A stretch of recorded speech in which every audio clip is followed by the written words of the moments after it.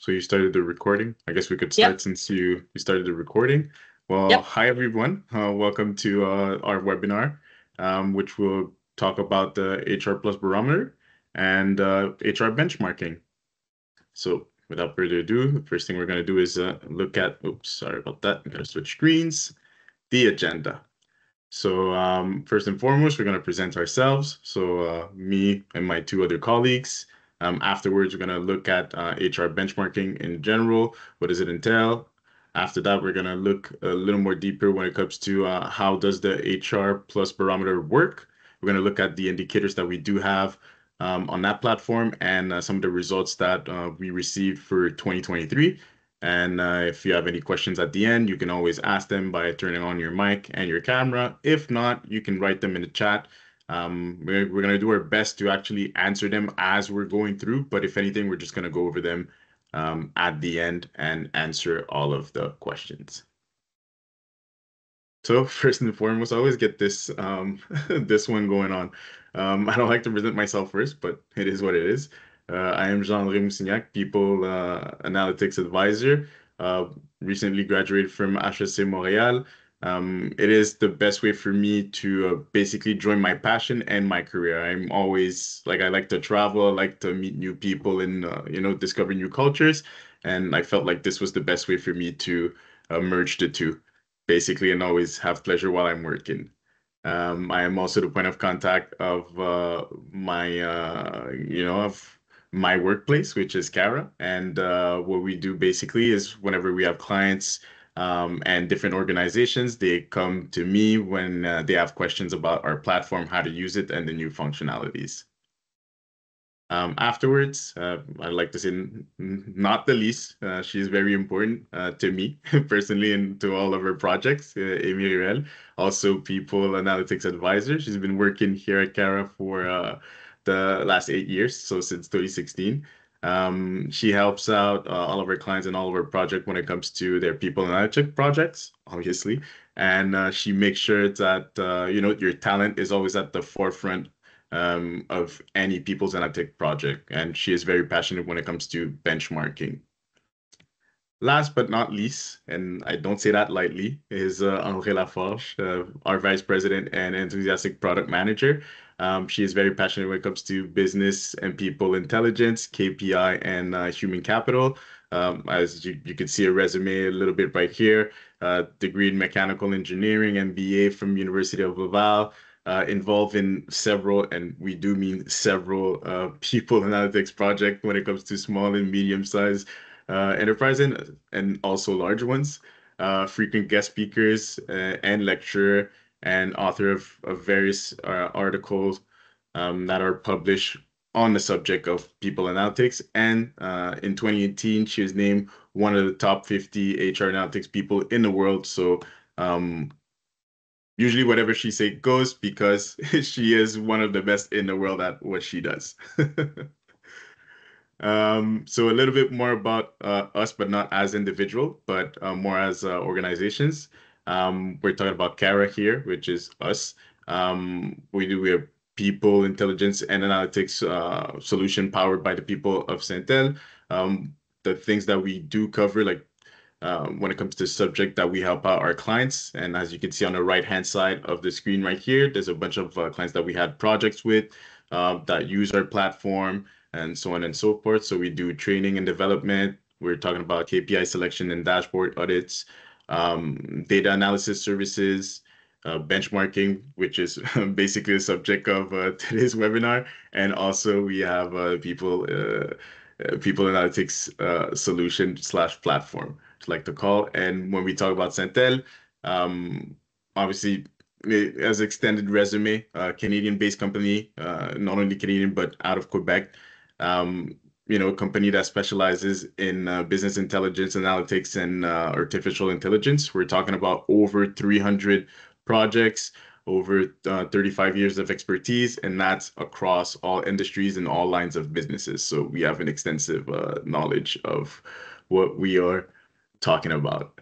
Our upcoming activities. So after today, you'll receive basically a satisfaction survey talking about how was the presentation. Give us your opinion, give us feedback, and some of the subject that you might want us to cover in the future. And next week, you will receive not only the recording of the presentation, but also the PowerPoint presentation. For the future activities, we know we're almost at the summertime. We're almost there, but not quite. But if you want to follow us and basically know what we're going to do, obviously you can do that by getting and registering at the newsletter. I think my colleague's going to put the link in the chat. And you know what? That's where you're going to be able to follow up our next activities. And without further ado, I will leave it to my colleague Amy to talk about HR benchmarking. Okay, thank you. So I'm gonna share my screen. You're supposed to see it now. Yep. Just give me 30 seconds. Now I can see it. Yes. Okay. So first of all, I would like to thank you, Jean-André. Okay. You always knows how to present us well. And when you say how amazing we are, we don't feel any pressure at all. So now let's begin. So we're going to talk first about HR benchmarking, because before presenting the results of the HR plus barometers indicators for 2023, I think it is important to understand what benchmarking is. Okay. So So here we've got a short definition of what HR benchmarking is. So the HR benchmarking is a systematic process for benchmarking performance against recognized leaders with the aim of identifying best practices that lead to superior performance when adapted and applied. Basically, you use your HR data to calculate indicators, and then you want to compare yourself to other organizations. But here I want to put a focus on the last part of the definition, when adapted and applied. It means that you have to use your results to know where you should put your effort on. So, do you have any problems with your new hire retention rate? Do you spend way much more money on your recruitment than others? So it can help you set realistic goals when you are struggling with a particular situation. Okay. And now next. Okay. When our team started talking about HR, about benchmarking with HR professionals, we realized it wasn't going to be that easy. Okay. Why is it so complicated? Firstly, because it's a secret. Okay. As we all know, HR data is a sensitive subject. So the data you use is confidential. As such, sharing this information can make you uncomfortable. And we understand that. So you don't want your competitors to know how your turnover is good or bad, and if you have any disability rates problem. Okay. Secondly, the benchmarking is complicated by the formulas used to calculate your indicators. Okay, at Cara, we have been expert in people analytics for over 10 years, and we have seen so many ways of calculating the same matrix. So as you may already know, there is an ISO standard for several indicators. Okay, it's called the ISO 30414, and it came into effect at the end of 2018 in Europe. Okay, this standard regulates nearly 60 human resources KPIs. However, there are currently more than 500 not sure, existing HR matrix, existing HR matrix. This means that they are a standard in calculation for only less than 12% of the indicators on the market. Okay, all this to say that we have to be very careful when we want to compare our HR KPIs, because it's difficult to say with certainty that everyone is using the same formula. Then the sector of activity, so the business field, size and location of organization is also an issue for those wishing to measure and compare their HR performance. For example, an organization in the manufacturing sector and another one in the financial sector do not experience the same talent reality. Okay, comparing them would make no sense at all.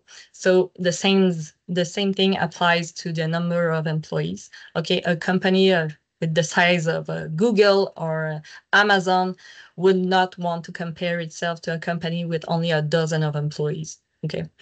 And the same applies to location as well. So an organization in the Yukon and another one in downtown Toronto or Montreal don't face the same challenges with their talents. So comparing one with the other would not make any sense. Okay.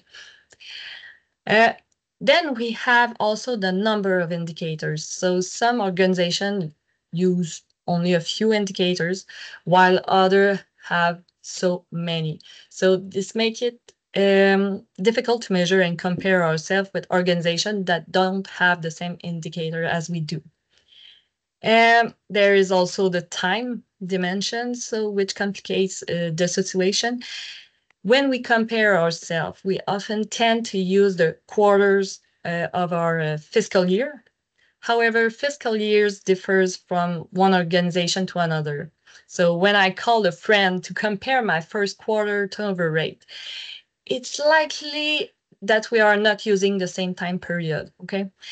If her year starts in January and mine starts in June, it's quite possible that our results will vary greatly. Okay. And finally, the data used to calculate the various indicators. As I just mentioned, the formulas often vary, so I can confirm that the data used for the calculation does too. So does the other organization I'm comparing to with will include its retirement and its voluntary departure. Does she include its training or turnover rate? So it is essential to take these elements into consideration if you want to compare yourself. Okay, and here it is. If you already came to one of our webinar, conference, training, or if you read our blog, you probably already saw that picture. So I'd like to reassure you, we won't go through it once again, okay? But if we want to talk about benchmarking, I think it is important to take a look on the people analytic continuum and see where the benchmarking is. So here you got all the steps to get to the predictive and prescriptive analytics. So each step is essential if you want to get better. Okay. So the first one, you've got intuition. So we don't have to talk about it. You think you have a problem, so you are building an initiative to address it. Then you have the matrix. This is where you start measuring certain situation as your turnover rate. And then you have the benchmarking. So now you want to compare yourself to make sure that you don't have any problems, okay? So if you want to be able to do people analytics, if you want to get better and get to the predictive and the prescriptive level, you will need to know that benchmarking is an inevitable step that comes sooner rather than later, even before your dashboard. So now we are getting on board the HR Plus Barometer. And what is it? So the HR Plus Barometer is a benchmarking solution that the Carrot team built for the chartered professionals in human resources. So this is the CPHR of Quebec in 2018. And in 2023, the management of the solution was sent back to our team. So the platform's operation is quite simple. So you need to submit your data for 4 quarters. We work with the calendar year. So as you can see, the dates are here. So the first quarter starts on January 1st and ends at the end on March 31. As soon as the quarter ends, we open the data entry form, and you have more than 2 months to submit your data. So I'd like to emphasize here that we ask to transmit the data and the system will perform the calculation. Okay. In this way, we ensure that everyone use the same formulas. And during the submission period, you can add, modify, or delete your data. And you can also participate only for the indicators that interest you. Okay. You can be there only for 3 or 4 indicators. This is your decision. And every day during the submission period, my colleague and I receive a notification from our system informing us of all the points of watch out for, For example, if a company voluntary turnover rate is 4 times higher than usual, we're going to call them and ask, is this normal? If yes, we keep it. If no, okay, you can correct it. And in the case we don't have any news from you, okay, we delete it. Okay, we want to make sure that the results you are seeing is consistent and that our benchmark remains clean. And how to register. If you'd like to register, you can take part in 2024. You can still do so, okay? All you have to do is register. Jean-André can put the link in the chat box. And the link is here in the presentation. So the cost of the registration is $495 for the year. You can be one or more users, and the price will not change. Okay. We also offer a free 1 quarter trial. So if you sign up, you can participate for 1 quarter. If you wish to continue, the subscription fee will be $495, and if not, nothing would be charged. So now the HR Plus Barometer indicators and results for 2023. What we're going to do is present you with the various indicators found in the platform, and we'll present you the overall results. So in the platform, it is possible to segment the results accordingly to the organization size, location, and business field, okay? But today, we will only present the results for all participants as well as their evolution since the launch of the platform in 2018. So my colleague, André Laforce, who I'm pretty sure you are familiar with, is here to give us our opinion on trends and fluctuations and the results. So the first one is a classic and undoubtedly the most widely used indicators by organization. So let's say the turnover rate. You're probably already measuring it. So the definition is it's the percentage representing the number of employees leaving the organization for a given period compared with the average number of employees in the organization for the same time period. For as long as CARA has existed, we have seen so many ways of measuring this indicator. So the formula you see here is the one recommended in the best practices, as well as the one proposed by the ISO 30414 standard that I mentioned a few minutes ago. If you want to measure and compare yourself, this is the formula you should use, okay? So you take the total number of employee of a no, sorry about that. You took the total number of departure over a period and you divide it by the average number of employee over the same time period. The average number of employee, let me remind you, you add up the number of employee at the beginning of the period and the number of employee at the end of period, and you divide the total by 2. And here are the results for this indicator for the years 2017 to 2023. As you can see, turnover rate has been on the rise between 2017 and 2021. The year 2021 was marked by the Great Resignation phenomenon that you've undoubtedly heard about. And then we noticed that the rate has dropped slightly in 2022 to reach its lowest results in 2023. André, what do you think about it? Well, I think it's normal. The economy is not doing well, and turnover follows economic cycle. Before the pandemic, we had a talent shortage, and we experienced the phenomenon of the Great Resignation in 2021, like you said. But the significant drop that we see in 2023 is still surprising. Okay, I was expecting a decrease, but to return to the pre-pandemic rate of around 25. So if you have noticed a decrease in your organization, it's not because you are doing well. It's just because the economy is not doing well due to rising interest rate and inflation. So what we see in 2024, but it was probably begin in 2023, it was a new phenomenon called the Great Stay. where people are staying. Okay, we have seen this occur with our clients since the beginning of 2023. I think the turnover will be increasing in 2024, but only slightly.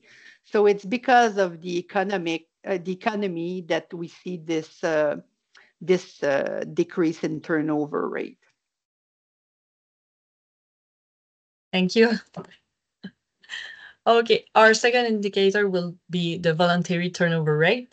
So this is defined as a percentage representing the number of employees voluntarily leaving the organization for a given period compared with the average number of employees in your organization for the same time period. Here, I must say you have to include resignation and retirements. So we often hear, I don't want to include my retirements, but best practices and the ISO formula says you should do it. So if you want to compare yourself to the others, you should include your retirements in your voluntary turnover rate. And here are the results for the voluntary turnover rate. We can see a fluctuation since 2017. We see an increase between 2017 and 2019, then a decrease in 2020 at the time of the COVID-19 pandemic. And then we see an increase in 2021 at the time of the Great Resignation phenomenon that we talked about a few minutes ago. Since then, voluntary turnover rate has fallen sharply, reaching its lowest results in 2023 with 13.1. André, what do you think of all of this?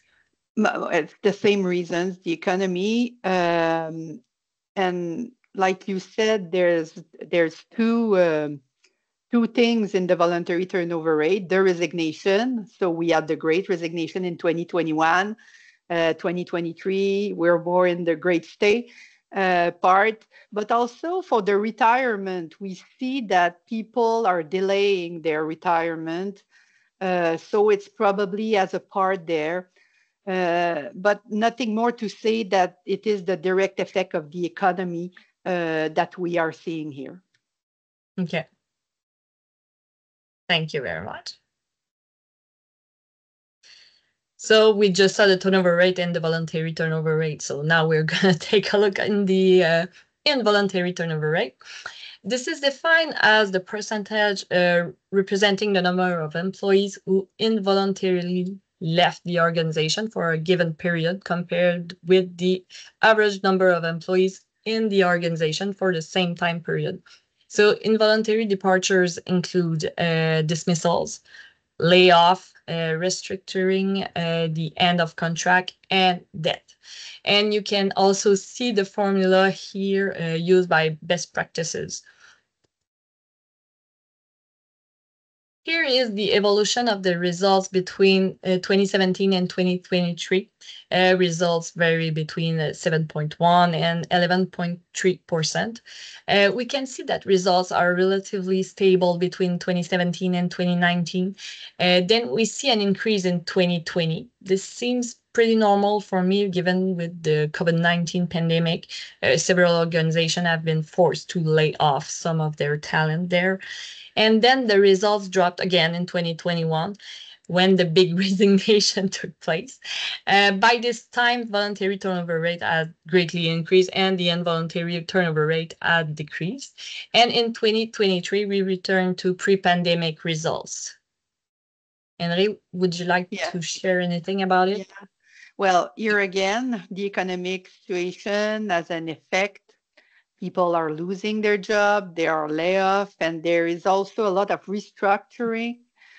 But at 9.5, it is still high. I think it's high because we have not yet emerged from the talent shortage. We still have talent shortage.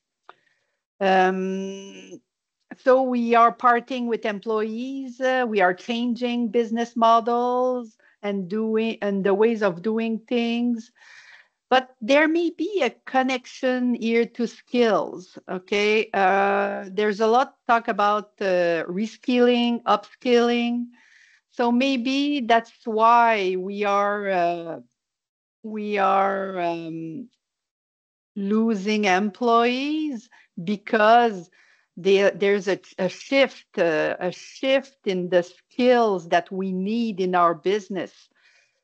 But it's normal that the involuntary turnover rate increase when we are in an economic downturn. So this is it, Amy. Yeah. Okay. Then we're going to take a look at the retention rate for new employees. So the definition of this indicator is the percentage of employees still working for the organization at the end of the time period. For example, we sometimes believe that the retention rate is the inverse of the turnover rate. What I mean by that is if you have a turnover rate of 20%, for example, then your retention rate would be 80. Unfortunately, it's way much more complex than that. And you can see it in the formula here. So the new hire retention rate provides an indication of your ability to retain your workforce. It could also be interpreted as the probability that an employee will be still working for the organization at the end of the year. You could even say that with a 90% retention rate, you have a 9 out of 10 chance that an employee will be still working for you at the end of the year. And for the HR Plus benchmarking solution, a new employee is someone who has been with your organization for less than 12 months. And here are the results for the retention rate for new employees. There seems to be quite a gap here between the results, but between 2017 and 2023, there's just a difference of 5.2% between the highest and the lowest results. This range from 77.4 to 82.2%. So the highest retention rate for new employees was in 2020. My impression is that with the pandemic, people wanted to stay where they were, and then it started to drop again, reaching its lowest point in 2022. And in 2023, we returned to results similar to 2017. André, would you like to share something on what we tell our clients, it's that sorry, that a retention rate less than 80% could be problematic. Okay, so you should keep in mind that benchmark 80%. When you do better than 80%, it's not a problem. So I'm certain that in your organization, if we could segment the turnover rate by tenure, we would see that turnover occurs more in the 0 to 1 year range. Okay, we cannot segment turnover in the barometer, but we can do it in CARA. That's why we have put this KPI here, the new employee retention rate, because we think it's important to look at this thoroughly in your organization. So the 0 to 1 year range is the most vulnerable in your organization, so you should follow that.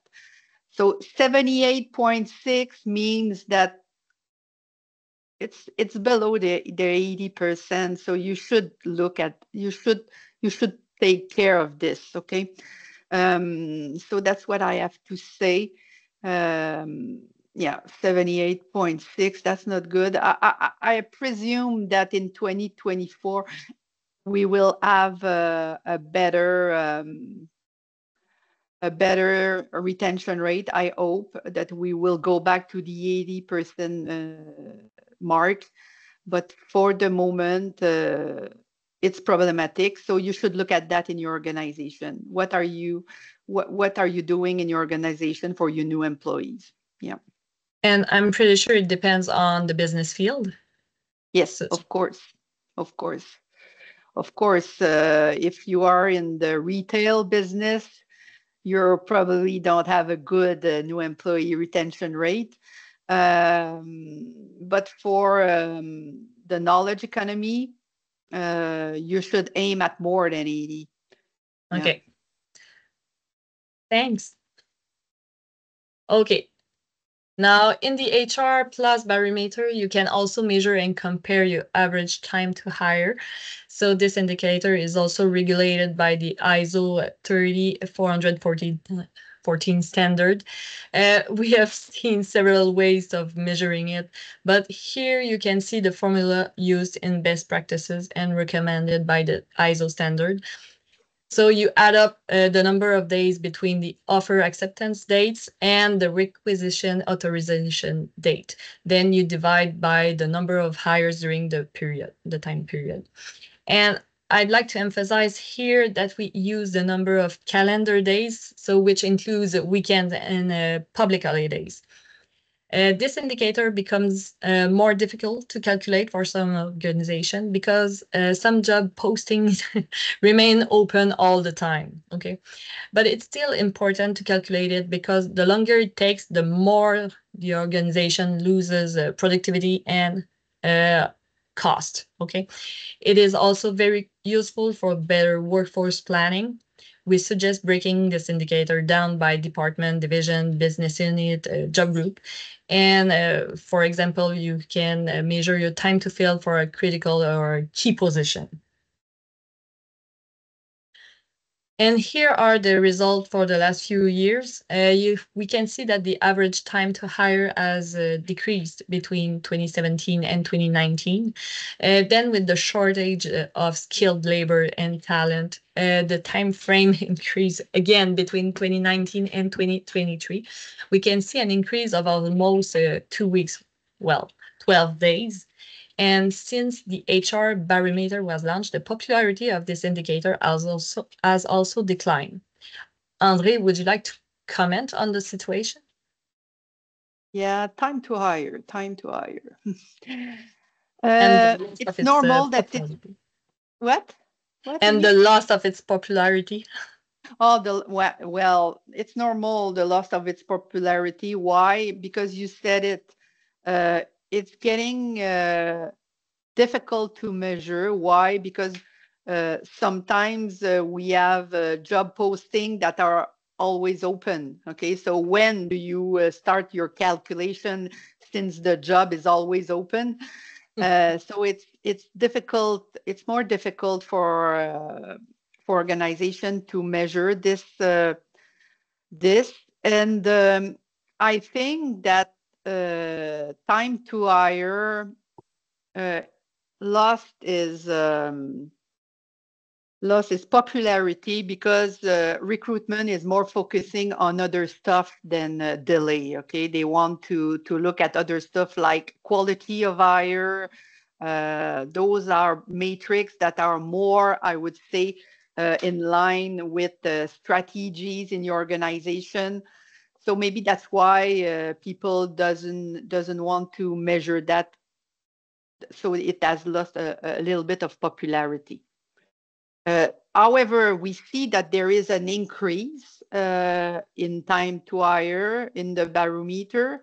It's normal, okay? We are still experiencing a talent shortage, okay? And we are not going uh, to lose that talent shortage before, I think, 2030. So there is no more talent than before, okay? And some skills are really, really difficult to find. So I'm not surprised to see a hiring time of 60 days, but it also depends on the sector of activity. For me, 60 days in the average is the average time for organization in the knowledge economy. So for me, when you say 60 days, it's normal. 66 days, so it's starting to increase. So we'll see.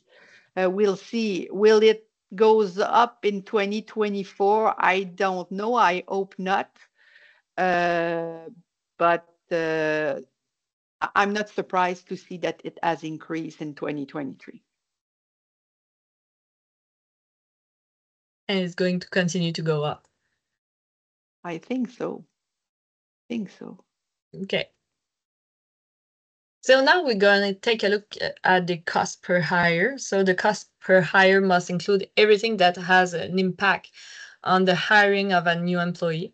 So it's very difficult to compare the cost per hire from an organization to another because we don't all use the same cost headings. So the cost per hire varies accordingly to the job type, the external demands, or the location also. All good recruiters should have an idea of their cost per hire.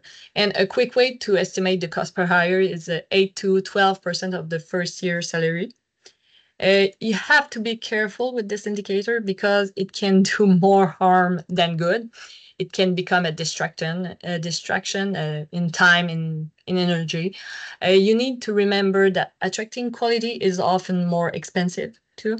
So if the cost is more than usual, but you have the good person at the right position, it's not a bad thing, okay? And you need to know that attracting active candidates costs less than attracting passive ones. In the HR Barometer entry form, you will find a list of things to include, such as the recruiter salary and benefits, the posting costs, job fairs, referencing, etc. This list allows participants to include all the same expenses. And according to the HR Plus Barometer, the cost per hire has been on the rise since 2017. There has been an increase of almost $2,000 in 7 years. André, would you like to explain us why? Well, I think it's really normal. All costs has gone up. Okay. And also it's related to time to hire. As time to hire length is getting longer, cost will automatically increase as well. It's correlated. Remember that the majority of these costs come from recruiters' salaries, agency fees, and these costs have increased in recent years. Okay, the salaries in organization has increased, so that's normal that the cost per hire has increased. Costs are rising everywhere, so it's normal to see an increase in the cost per hire. Since and it's important always to look at, yes, the cost per hire, but also at the cost of turnover, the turnover cost. Your cost per hire, even if it's increasing, it will always be much lower than your turnover cost. So it's important, maybe, okay, I think, because we are in an economic downfall, maybe it's important to look at the cost, okay, because in your organization, everybody is getting more cost sensitive. So cost per hire, turnover cost, absenteeism cost, even overtime cost, all those costs that are related and also increase in salaries, all those costs that are related to HR should be monitored more closely when we are in a downturn that like we are now. So And for I'm me, pretty it's normal. Yes. Yes, and Amy. I'm Yeah. pretty yeah, I'm pretty sure if you don't want your cost per hire to become a distraction, you should cross-check it with the new hire retention rate, because if your cost per hire is higher, but your new hire retention rate is also higher than the average, it's not a bad Yeah. thing. Well, it's and also, yeah, yes. Yes, and it's the quality of hire, and it's the turnover, and it's all those KPI. You have to be able to tell a story with your KPI. So when your cost per hire is getting higher, like we see here, it's not a small increase that we see here.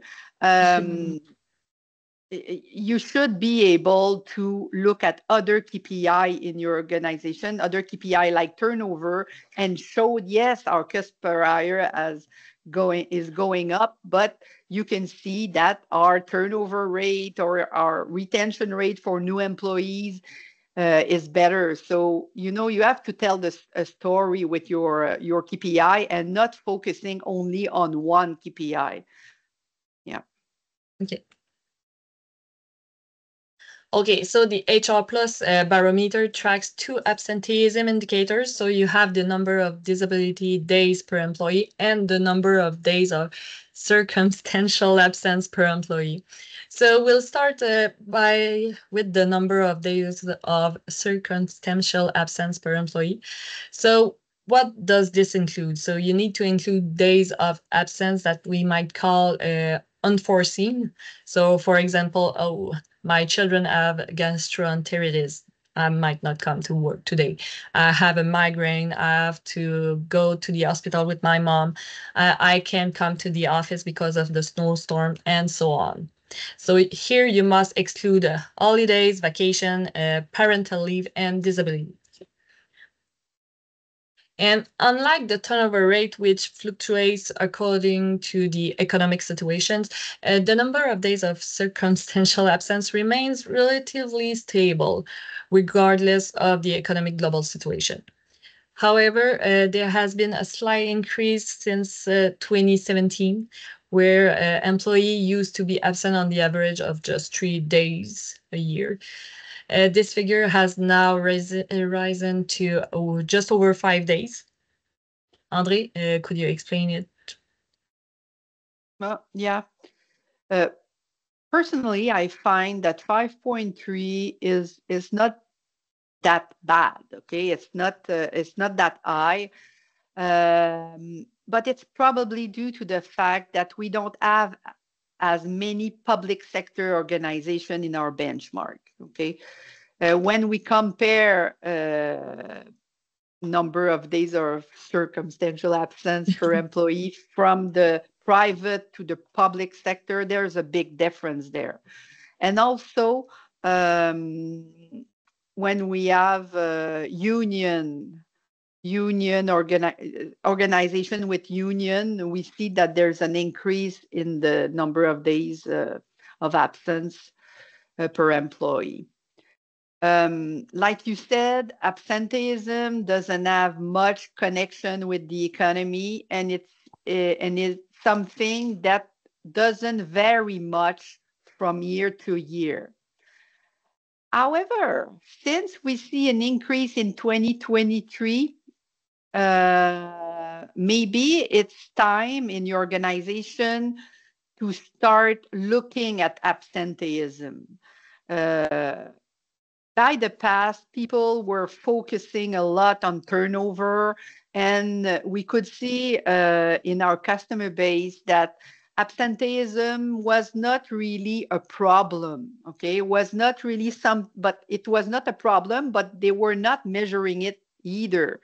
So maybe as we see the year that there's a slight increase, maybe it's time to look at this matrix, to start looking at it, because we don't know what we don't know. So maybe there's an increase in your organization, and since you're not measuring it, you're not tracking it,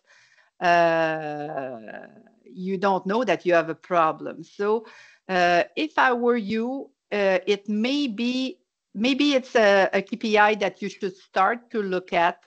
Maybe it's a KPI you should start to put on your dashboard, because we hear all sort of things. Okay, we change the way we work in the past, so maybe absenteeism, it will be on the rise. So it's not at 5.3, it's not a big problem, but since it's getting higher, I would start to maybe look at it more closely if I were in an organization where we don't monitor absenteeism at all. Yeah, that's what I have to say. Okay. And as I mentioned a few minutes ago, the HR Plus Barometer also measures and compares the number of disability days per employee. This includes both short-term and long-term disability for both psychological and physical reasons.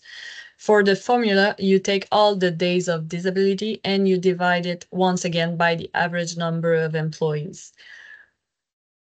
Here, I must say that we were quite a little bit surprised to see those results. It seems like it did not get any higher over the years. Since 2017, the number of disability days per employee has varied between 4.1 and 5.2 days on average. André, would you like to tell me more about it? Yeah, we were surprised to see those results because we hear in our clients that there's a lot more disability in the organization, psychologic disability. Um, so um, I I would be. I'm surprised by the result. I thought it would be higher. And because we see in our customer base, they are looking a lot at inactive employee, percentage of inactive employee. So this is something that even though it doesn't show in the benchmark that it's increasing, what we hear and see in our customer base, it's something that preoccupy our customers. So I'm not able to explain it why it has not increased that much. That's it, Amy. I don't know what to say, but it's something that we see that our customer are looking at more and more. So maybe we see in 2024 a much higher disability days per employees. Maybe it's getting we are on a curve, on a rise. Upward trend, yeah.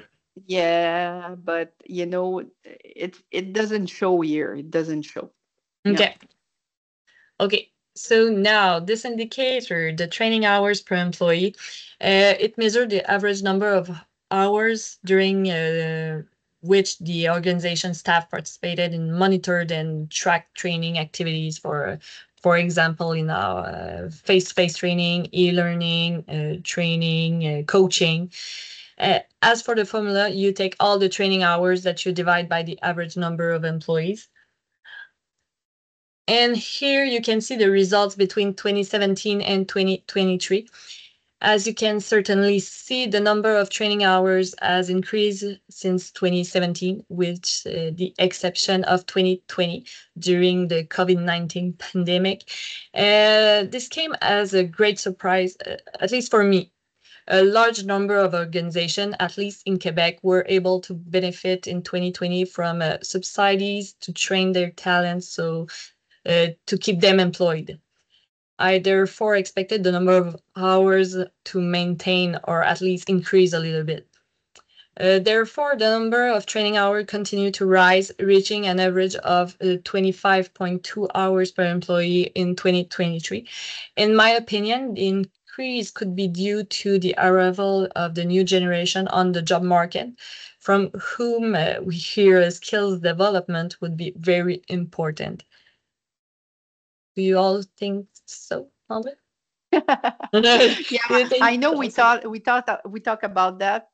That maybe this is it. Me, I think it's more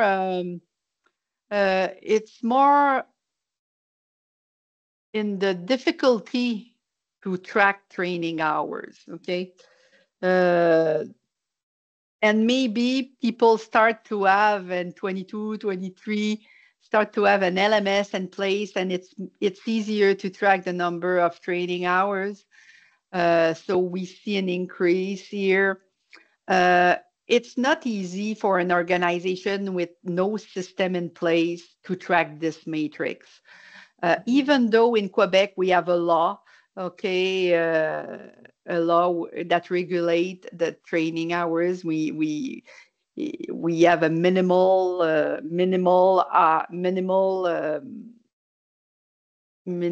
threshold that we have to aim at if we don't want to be to pay a fee to the government. So,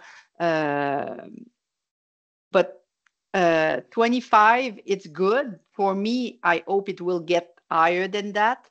Maybe the 25 is related to the upskilling that we are talking about, because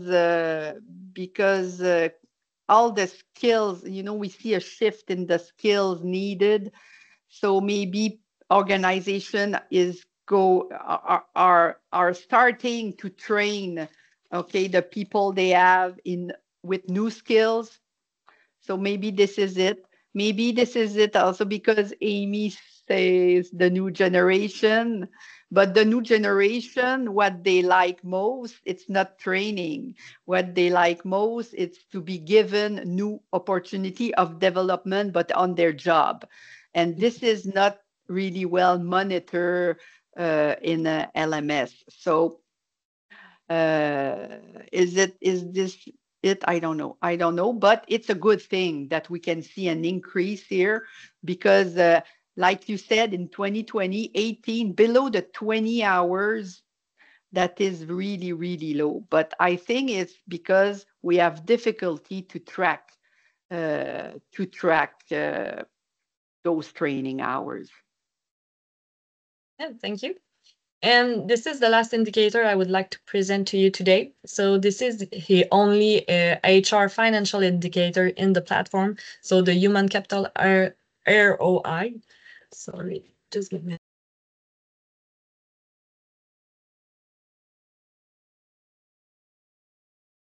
So it shows how much money is returned to your organization for every dollar invested in your talent. So inevitably, you want a result greater than one. Sorry about that. Va mourir, Amy? You're gonna Take your die, time. Amy? Take your time. Take a breath. You have a sip of water. There you go. I'm sorry, it's kind of itchy since a few days.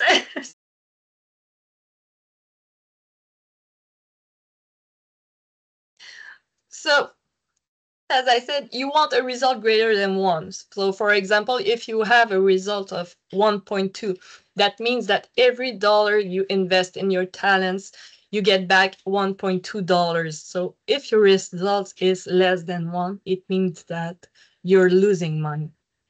So, here, I should point out that this indicator varies greatly depending on the sector of activity, so on your business field.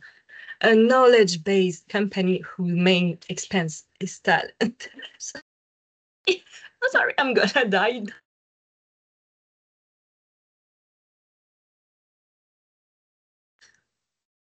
So, a knowledge-based company whose main expense is its talent will have a lower results.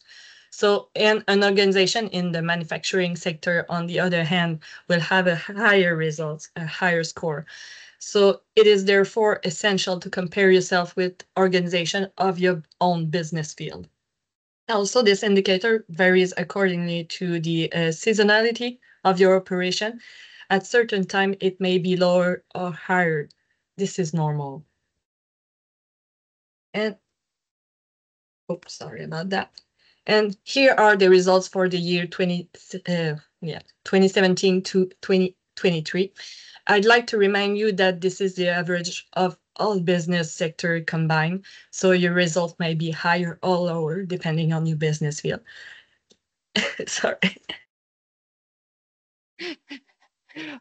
Okay. So I I think will I'll take. give I you the will mic. take. And Yeah, sorry. yeah, yeah. I will take it over here. Okay. Yeah. So, like Amy said, it's really important when you are looking at your human capital ROI to compare it to your business sector.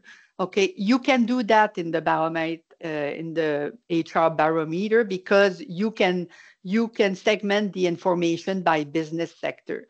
We cannot look today at all the business sector and see, okay, what it is in the video game and what it is in the manufacturing fields and what it is, but it is what you should do.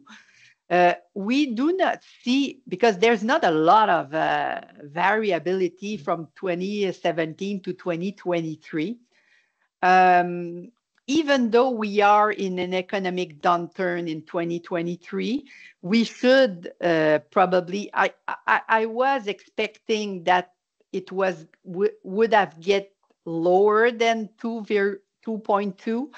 But it's probably that, okay, if your revenue is going lower, if you lose revenue, you will probably cut cost, okay?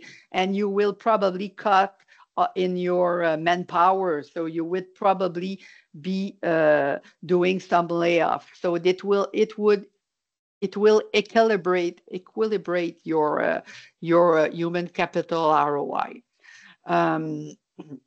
And since we have seen a lot of cost going up and revenue going down, I was expecting a lower human capital ROI, lower than 2.2.